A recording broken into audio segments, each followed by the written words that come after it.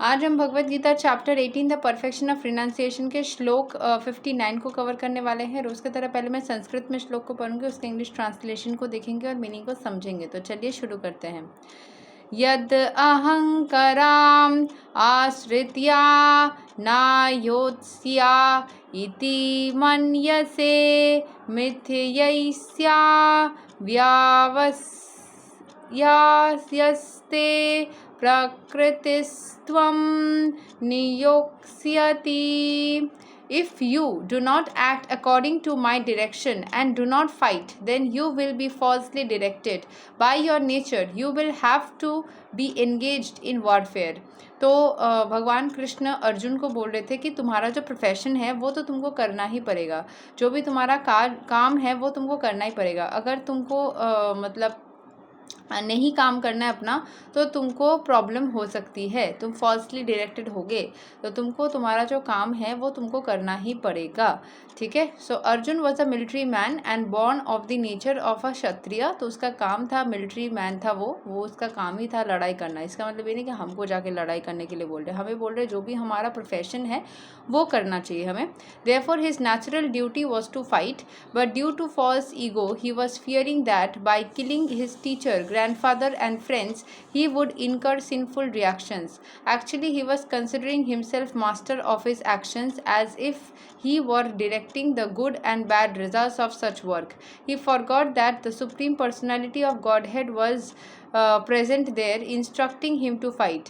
That is the forgetfulness of the conditioned soul. So जैसे ही हम materialistic ये में आते हैं, लाइफ में आते हैं, तो उस टाइम पे हम क्या करते हैं ना, हम भगवान हमारे अंदर जो विद्यमान हैं उनकी एनर्जीज़ को भूल जाते हैं, हम थोड़ा सा डिस्ट्रैक्टेड हो जाते हैं लाइफ में। तो यही बोला जा रहा है कि हम जो भी काम कर रहे हैं उसको, भगवान की इंस्ट्रक्शंस को, या जो भी हमारे जो ड्यूटीज़ है वो कभी कभी हम डिस्ट्रैक्टेड हो जाते हैं। उसके लिए हमें ज़रूरी होता है कि हम रेगुलरली अपने ईश्वर के साथ में, जो भी अपने क्रिएटर है उस एनर्जी के साथ में हम कनेक्शन बना करके रखें। सो वो सोच रहा था कि मैं ये गलती कर रहा हूँ, वो कर रहा हूँ, उसको ये नहीं समझ में आ रहा कि ये उसका दायित्व है, this is something that he needs to do. So भगवान उसको यही याद दिला रहे थे कि the supreme personality gives directions as to what is good and what is bad, and one simply has to act in Krishna consciousness to attain the perfection of life. No one can ascertain his destiny as Supreme Lord can. Therefore, the best course is to take direction from the Supreme Lord and act. No one should neglect the order of the Supreme Personality of Godhead or the order of the spiritual master who is the representative of God. One should act unhesitantly to execute the order of the Supreme Personality of Godhead. That will keep one safe under all circumstances. तो जो भी situation है life में, ठीक है, उसमें हमें hesitation नहीं करना चाहिए। अगर आप स्पिरिचुअलिटी को फॉलो करते हैं तो आपको अंदर से फीलिंग आएगी कि क्या करना चाहिए, क्या नहीं करना चाहिए। आपको कोई आके असर्टन नहीं कर सकता कि आपके लिए ये सही है, वो सही है। जो बेस्ट कोर्स ऑफ एक्शन है वो सुप्रीम लॉर्ड आपको बता देंगे।